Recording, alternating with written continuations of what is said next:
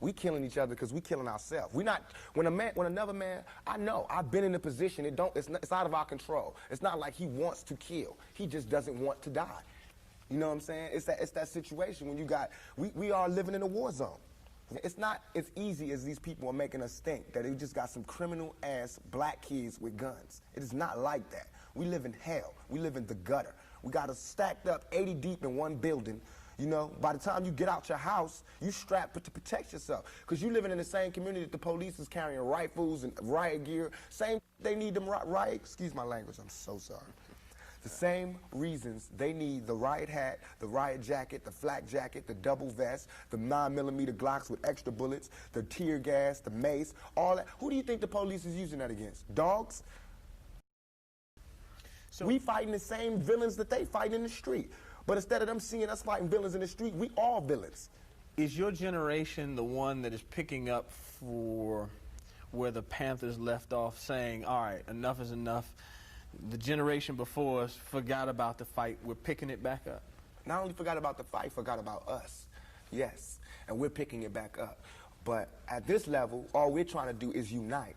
And right now, as a year, we got 1 million people that's listening. Now we can tell them something. Now we can try to get them that way, and we might lose some. We might gain some, but we would never even have that audience had we not said what was real.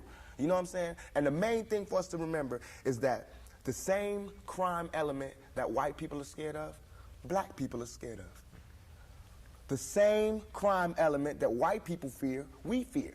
So we defend ourselves from the same crime element that they scared of. You know what I'm saying? While they waiting for legislation to pass and everything, we next door to the killer. We next door to him, you know, because we up in the projects where it's 80 in the building.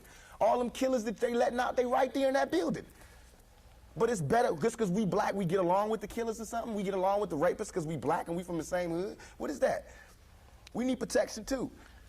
Finally, I want to ask you about something that someone else asked you in the interview, and I thought the answer was interesting because I think it speaks to you and your generation a lot. Someone said, where do you see Tupac 10 years from now? You said, hey, I just want to be alive. That's real for you. That's so real. I made a metamorphosis. I'm a new person today because I used to strongly and honestly, I feel like I could represent my generation so much because I honestly did not care whether I lived or died.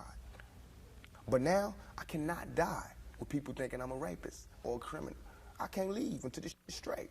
You know, I'm not suicidal. I can't go until y'all really know what time it is. And then after that, boom, it's all over. And we can see, you know, how this shit fall. But that's how it is. And the reason being is because if I can't live free, if I can't live with the same respect as the next man, I don't want to be here. Because God has cursed me to see what life should be like. If God wanted me to be this person and be happy here, he wouldn't let me feel so oppressed. He wouldn't let me feel so trampled on. You know what I'm saying? He wouldn't let me think the things I think. So I feel like I'm doing God's work. You know what I'm saying? Just because I don't have nothing to pass around for people to put money in the bucket don't mean I ain't doing God's work. I feel like I'm doing God's work. You know what I'm saying? Because these ghetto kids ain't God's children. And I don't see no missionaries coming through there.